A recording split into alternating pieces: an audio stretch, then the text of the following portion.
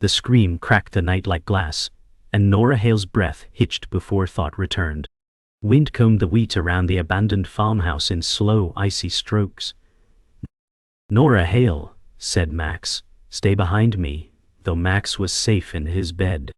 The thud inside dragged across warped boards, a tired monster counting steps. Her phone displayed no bars, only her face reflected in the dead screen. Daniel Grayson's porch light glowed 2 fields away, warm as a lie. The doorway yawned, jaw of splinters, tongue of darkness, breath of rust and rain. A smear shone black on the threshold, wet in the moon's dull blade. Nora Hale said, "If someone needs help, you move." And she moved. The whisper came from the dark, careful as a needle, and it used her name. It knew the shape of it, the soft break in the middle, and she felt owned. Floorboards answered her weight with thin complaints, and the night went prayer quiet. Morning did not clean the night from Nora Hale's skin, so coffee brewed and went cold. Max's cereal grew soggy, while he built a fort of boxes near the back door. Nora Hale said, "We keep the doors locked after dark," and Max nodded, bored by rules. The town wore a quiet face that felt practiced, like a smile held too long. Daniel waved from his fence, the gesture light, the eyes heavy with news. He asked about the wind, and Nora answered that it sounded like teeth. Daniel laughed quickly, then asked if she had slept.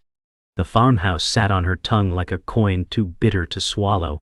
Nora Hale said, "If you hear anything, call me first," and Daniel's fingers tightened on the picket. The mail carried flyers about a lost dog that everyone knew was not lost. She washed the same cup twice, listening for a drag she could not name. The rumor found Nora Hale in the market aisle where freezers hummed like hives. Mrs. Klein spoke of coyotes and then stopped before saying children. Floor tiles looked too clean, and cartwheels squeaked at each turn. Daniel appeared by the end cap with a basket of nothing like a pose. He said he could fix the lock on her back gate, voice silk over wire. Nora Hale said, "It sticks, but I manage," and his smile folded at the edges. He stepped closer, cold air curling around her wrists like bracelets. The pa announced a price check on bleach, which made no one laugh. A child cried in the next aisle, then stopped as if sound had been pinched. Nora checked her list and found a blank space where milk should be, and it felt correct. The gate stuck that evening as the sky burned low like a bruise. Nora jiggled the latch until the metal squealed, then gave way. Max shouted from inside about a cartoon monster with arms too long. Nora Hale said, "Turn it down, honey," and the living room swallowed his reply. The fence carried a thud, gentle as a knock that chose not to be heard. Daniel's shadow measured itself across the grass, then withdrew. The air smelled like iron, though no rain fell. Nora tested the latch again, and felt the scrape of fresh filing on the hasp. Nora Hale said, "Did you fix my lock without asking?" to the hedge.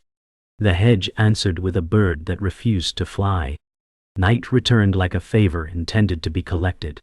Nora woke to the sound of something drawing breath along the siding. The house held still, each nail listening, each pipe waiting for a name. "Nora Hale," said Max, and his sleepy voice answered from his room. She stepped into the hall, and the carpet snap pressed back like fur. The window above the sink showed Daniel's porch light blinking in a strange rhythm. Pattern counted itself out, long, long, short, long, short, short. Her phone vibrated once with a message that displayed no words, only her address. Nora Hale said, "If this is a joke, it ends now," and the porch light went dark. The dragging started again, closer than the walls, and the house forgot her. The neighbors stood in the yard with a smile stretched too thin, like fabric pulled at the seams. Daniel Grayson said, "You look tired, Nora," his words floating over the fence like hooks. Nora Hale kept her arms folded, her eyes fixed on the porch light behind him that buzzed without pause. Max Hale played with chalk on the driveway, drawing crooked suns that looked more like eyes.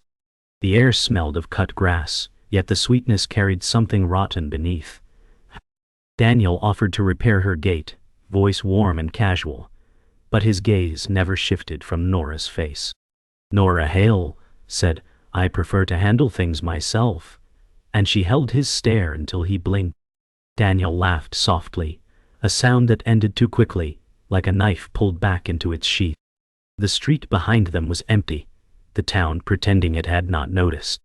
Nora's heart ticked in her throat, every beat reminding her that nothing about his kindness felt real. That night, Nora sat at the table staring at the lock on her back door, as if it held answers. The coffee cooled untouched beside her hand, and Max's toys lay scattered across the floor like bones. Nora Hale said, "We don't open this door after dark," whispering the rule to herself. Outside, the wind rattled the trash cans but stopped when she leaned closer. The house sighed through the walls, and the old pipes ticked as though something moved within them. Daniel's porch light still burned steady, unwavering like a watchful eye fixed on her kitchen window. She picked up her phone, but the screen remained black despite a full charge earlier. Nora Hale said, "You're not going to get me," her voice cracking softer than she intended. From upstairs, Max called for water, and the sound snapped her back into motion.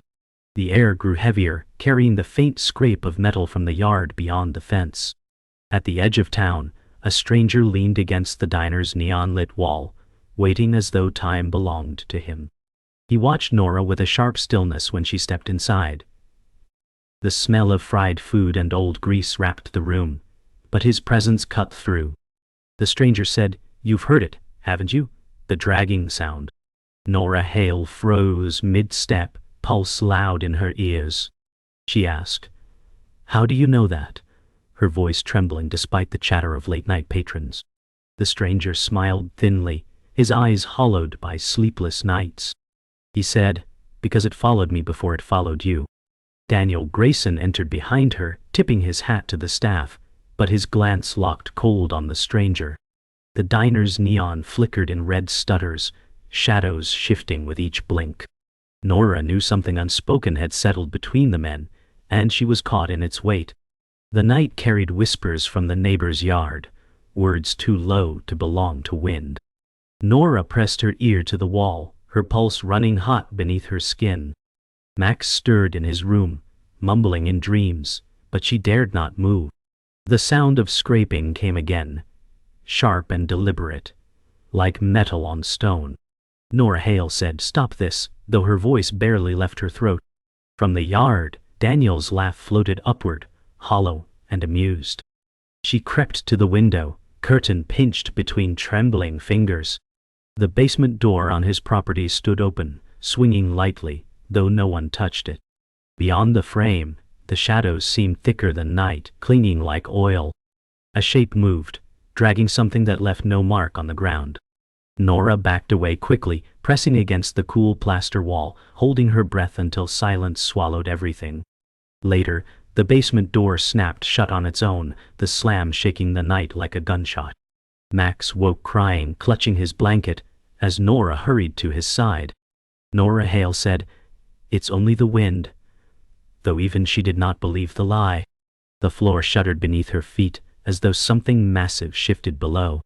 Daniel's porch light blinked twice, pausing long enough to feel deliberate, then returned steady. The dog from next door barked once before cutting off mid-yelp. The silence that followed felt sculpted, like something alive had chosen it. Nora gathered Max into her arms, his body trembling, his breath shallow. She whispered a promise to keep him safe, but her eyes never left the window. Outside, the basement door waited in stillness, its paint glistening with fresh condensation that should not have formed in dry air. Morning brought patrol lights to the curb and a clipboard to make fear smaller on paper. Detective Lena Brooks said, "Footprints don't prove a haunting," while marking boxes that felt too neat.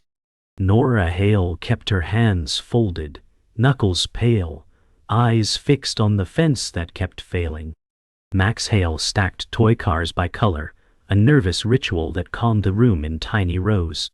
Daniel Grayson stood nearby, posture open, smile quiet, gaze set like a nail in wood. Detective Lena Brooks said, "You heard scraping, not a voice, and the sentence clipped the air. The porch light across the way flickered once as if correcting the record. The mysterious stranger watched from the sidewalk, still as a scarecrow built from worn leather. He said, "Voices hide in patterns, detective," and the word patterns hung like icicles. Daniel Grayson said, "People talk when the wind blows," and he offered coffee that no one drank. A siren wailed far off, small and unhelpful, and the yard returned to a waiting kind of silence. By noon the town whispered a new name, and the bakery closed early without explanation. Tom Reyes missed his shift, and his phone rang hollow on the counter beside flour dust. Detective Lena Brooks said, "Adults walk away sometimes," but her pen slowed across the form. The mysterious stranger studied the alley behind the shop, boot tracing a groove in stale dough. Nora Hale said, "Tom feeds strays behind the bins," and the alley answered with a single can clink. Daniel Grayson arrived with a paper bag and a folded sympathy in his eyes. He said, "People need space," while peering into shadows that felt already occupied. A stray cat hissed at nothing visible, then stared at the drain with a dreadful patience. The wind carried a damp cold without clouds, as if weather had learned to lie. Detective Lena Brooks lifted the drain grate, and a ribbon of twine hung, darkened and wrong. The library smelled of paper and quiet, and history dripped from the ceiling in yellow bulbs. Nora Hale said, "Old records for the farmhouse," and the clerk slid a heavy ledger across oak. The mysterious stranger turned pages with careful fingers, like a gambler feeling loaded cards. Margins held notes in cramped ink describing a basement added after a fire.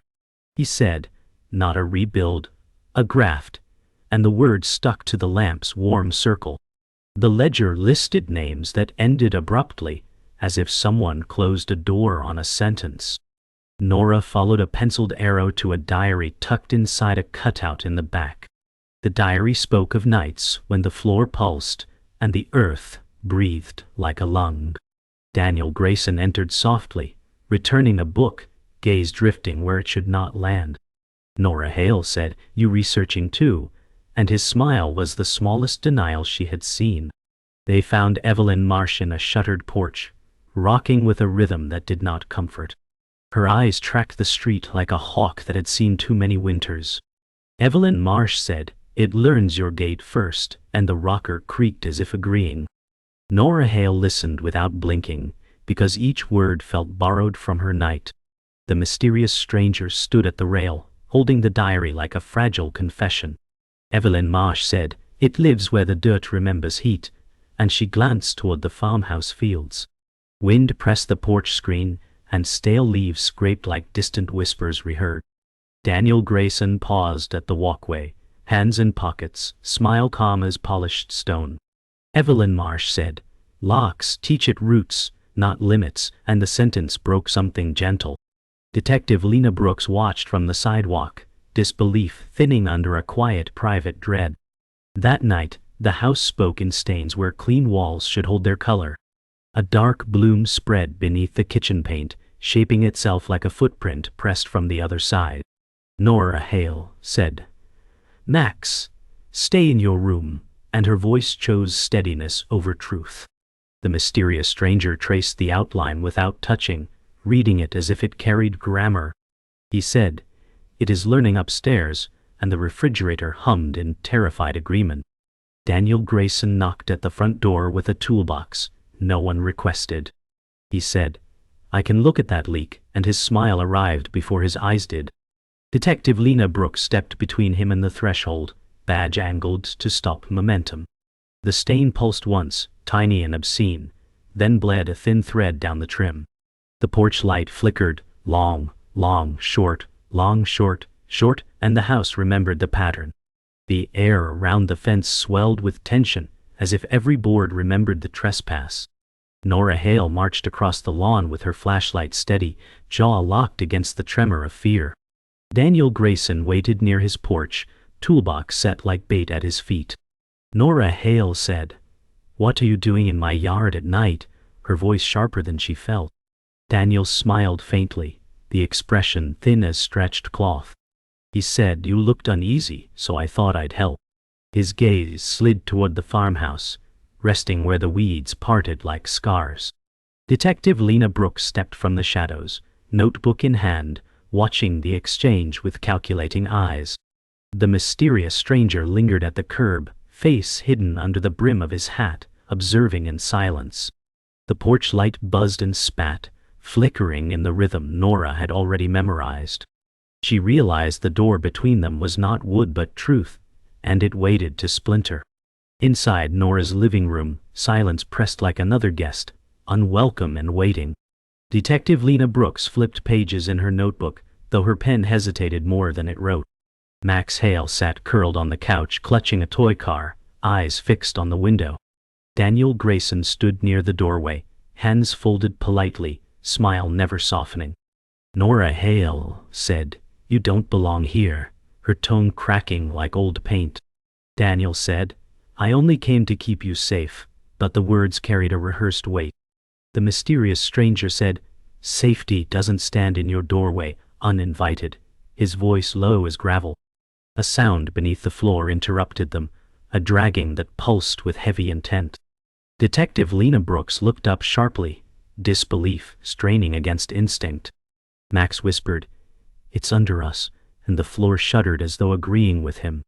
The basement door groaned before anyone touched it, hinges breathing in metallic complaint. Nora Hale stood at the threshold, hand trembling on the knob, breath fogging the air. Daniel Grayson said, "It's only wood and dust," but his eyes betrayed a thrill he could not hide. Detective Lena Brooks raised her flashlight, beam slicing into the gap that widened too easily. The mysterious stranger muttered, "Doors remember what they keep," and stepped back as if distance mattered. Max Hale called from the stairs, "Don't go down," his voice sharp with dread. Nora Hale said, "Stay upstairs," forcing calm into her son's small ears. The sound of dragging returned, rising like a heartbeat from below the wood. Daniel's smile deepened as though he had heard a friend returning home. The knob turned without her hand, and the door creaked open on its own. The descent carried them into a throat of wood and stone, walls damp with breath that did not belong. Nora Hale stepped carefully, flashlight beam shaking across warped steps. Detective Lena Brooks said, "Basements don't open themselves," though her voice trembled against reason. Daniel Grayson walked behind, smile untouched by the chill that deepened with each step. The mysterious stranger whispered, "It waits where fire once lived," and his words folded into silence. Max Hale's voice called faintly from above, but distance smothered it in muffled echoes. A smear of dark liquid trailed along the handrail, tacky beneath Nora's grip. The air grew heavy, pressing against lungs as though it wanted to hold them still. A sound like a chain scraped across stone, followed by a soft exhale too close to ignore. The basement swallowed their light, until only outlines clung to its edges. At the bottom, the room stretched wider than the foundation should allow, a hollow dug too deep. Concrete walls pulsed with damp stains, shapes bending like ribs under skin. Nora Hale lifted her flashlight higher, the beam trembling over drag marks carved deep in stone. Detective Lena Brooks said, "This is not possible," and her words broke brittle in the chill. Daniel Grayson stepped forward with a reverence that mocked the moment. He said, "You've come to see it finally," his smile splitting into something cruel. The mysterious stranger muttered, "It listens when you call," and backed against the wall. A shape shifted in the dark mass low to the ground, limbs scraping with patient hunger. Max's faint cry echoed from above, trapped in muffled layers of stone. Nora Hale said, "You stay away from him," and the shadow lunged forward into their light. The diner closed early, but its neon still bled onto the wet street like a wound that refused to clot. Former Sheriff Cole Abram waited in a back booth, hat in his hands, eyes sunk deeper than the coffee. He said, "I tried to burn that farmhouse," and the sentence sagged under its own weight. Nora Hale sat across from him, while the mysterious stranger hovered at the door like a shadow on errands. Detective Lena Brooks stood near the pie case pretending to read a menu that never changed. Cole Abrams said, "Fire doesn't hold what crawls in the seams, and his mouth trembled around the memory. He slid a file across the table, pages stained by years and failed prayers. Names ended in winter months, spaces where futures were cut away. Daniel Grayson watched from the sidewalk, face reflected twice in the glass, smile faint and patient. Cole Abrams said, "He feeds it purpose, not food," and the room breathed colder without a draft. The neon flickered in a pattern that had learned everyone's name, and the coffee went cold again. In the records room, dust hung in beams like sleep, refusing to fall. The ledger Cole carried open to a family tree that coiled back to the first cellar. The mysterious stranger said, "Caretaker is the title," and he tapped a column inked in darker strokes. Daniel Grayson's name sat there like a nail hammered straight through paper. "Mind." Nora Hale said, "Caretaker of what?" And the room answered with the faintest scrape, as if memory wore shoes. Detective Lena Brooks read aloud notes about offerings, words that never used the word people. Cole Abrams said, "They call it the witness, because it loves to learn voices before it speaks." The floor trembled once, a polite interruption from something that did not need doors. Daniel's porch light flickered in Nora's mind, counting off consent disguised as weather. The mysterious stranger closed the book and said, "He keeps it fed with stories and breath." And the last page shivered. They returned to the farmhouse at dusk when colors thin and shadows grow honest. Wind pushed against the siding like an animal seeking entry it already owned. Detective Lena Brooks said, "We end it in the dark where it lives," and clicked the safety on habit rather than hope. Drag marks rippled across the dirt in concentric paths, like feeding rings left by low tides. The mysterious stranger scattered salt in a circle and paused when the ground breathed back. Cole Abrams said, "It takes the echo first," and he cupped his ears as if to keep his own safe. Daniel Grayson stepped from the path carrying a lantern that burned too steadily for the wind. He said, "Hunger is only a measure of devotion," and the house seemed to understand him. Nora Hale raised her flashlight, and the beam struck a hollow that pulsed like a waiting throat. Under the board something exhaled, slow and delighted, as if scenting a familiar supper. The plan hinged on distance, but distance shrank when phones died mid-ring. Detective Lena Brooks said, "Unit on the way," while her screen dimmed into a mirror that offered no help. Nora Hale gripped Max's hand and moved toward the streetlight that had not failed them yet. The mysterious stranger lifted the ledger like a shield, whispering lines that were never meant to be prayers. Daniel Grayson said, "You can leave the boy with me," and his voice warmed as if they shared a joke. Cole Abrams caught Lena's sleeve when she stepped aside to make her call. "Adam," he said, not that way, but momentum carried her toward Daniel's shadow. The porch light blinked its long, short, and Lena hesitated just long enough. Nora tugged Max forward, hope rising to a breaking point that almost held. Then Lena said, "He can help," and the night leaned in to hear the end of that promise. They chased the opened path back to Daniel's basement, because betrayal redraws maps without asking. The door welcomed them like a mouth practicing manners.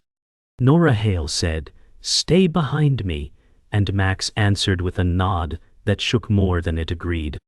The stairs sank under their weight, as if soft with remembering. Detective Lena Brooks stood midway, torn between orders and gravity, eyes fixed on Daniel below. He said, "It is only a room," and the walls disagreed by breathing.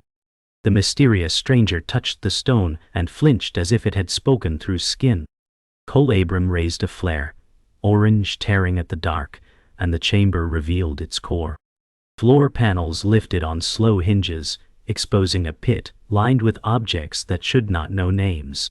At the bottom lay a circle of children's voices recorded in cheap toys, speaking Max's name in every accent of the town. The chamber whispered in a voice that did not belong to anyone living, syllables shaped like nails on glass. Nora Hale steadied her flashlight, heart clenching against the echo. The pit no longer held toys but bones layered in rings, pale and arranged like scripture. Detective Lena Brooks said, "This is evidence," yet her hand shook too hard to write. Daniel Grayson stepped forward, face bathed in orange flare glow, lips curling in reverence. He said, "It was never about bodies, it was about memory," and the walls breathed deeper at his words. The mysterious stranger muttered, "You keep feeding it, and it grows into you." Max Hale whimpered behind Nora, voice thin and frightened, clutching her coat. Cole Abrams said, "I burned it once and it came back stronger." His voice cracked like dry wood. The chamber answered with a chorus of whispers in Max's own voice, repeating his name.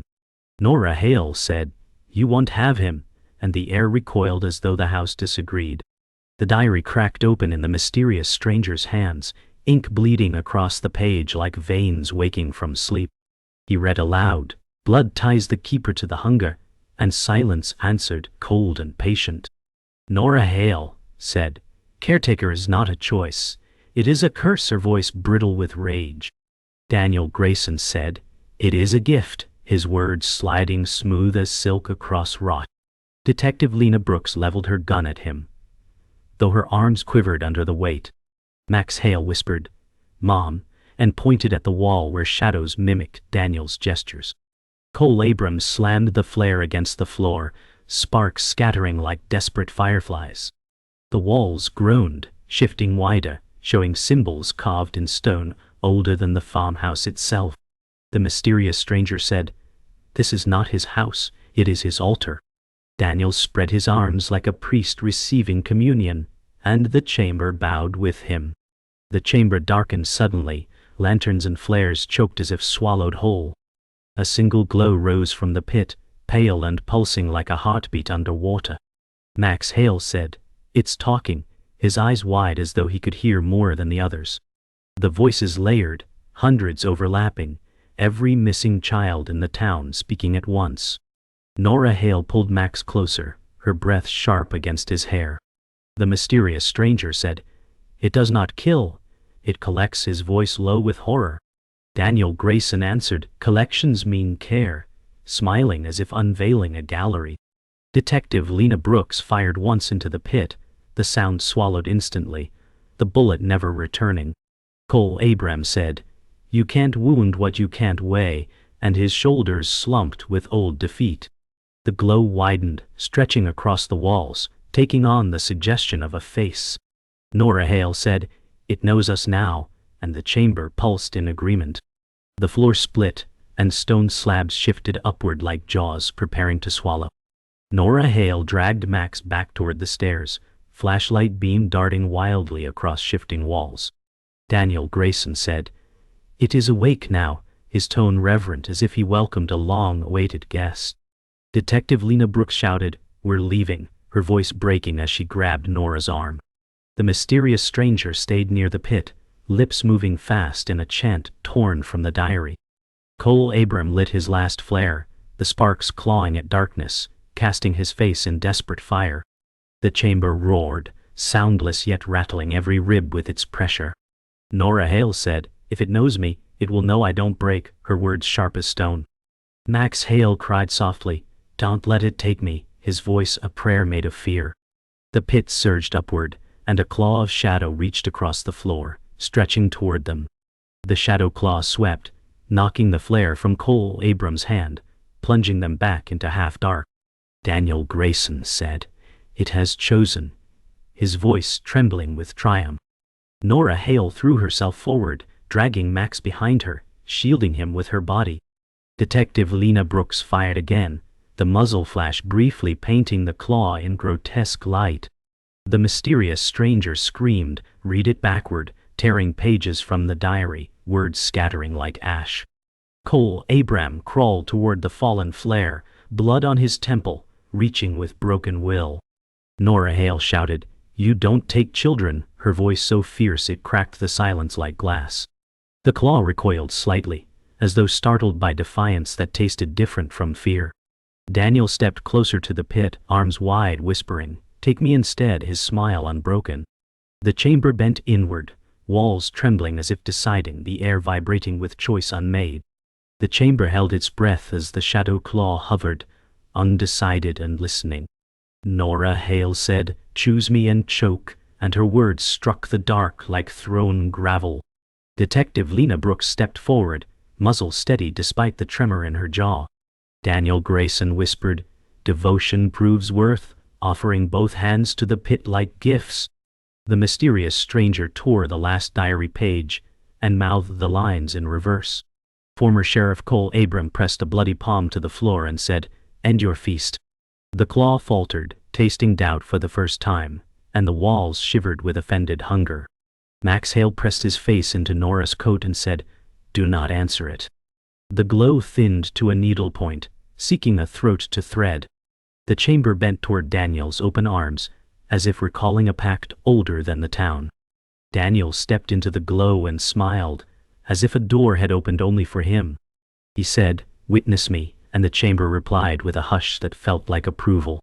Nora Hale said, "You will not take a single breath from my son," and she stamped the floor with a blow that rang metal bright. Detective Lena Brooks fired a warning shot into the wall to break the trance. Former Sheriff Cole Abram dragged a broken pipe from debris and said, "Make it choose steel." The mysterious stranger finished the backward line and let the page fall to ash.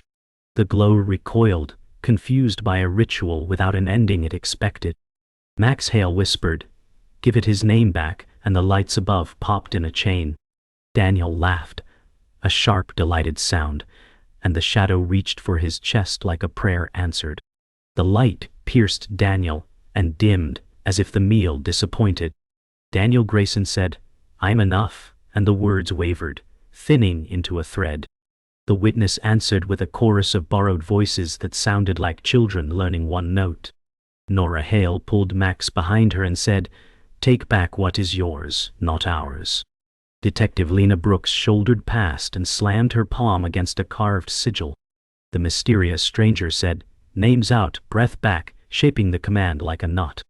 Former Sheriff Cole Abram drove the pipe into a floor seam, wrenching stone until it screamed. Daniel stumbled, smile finally cracking, eyes wet with anger and awe.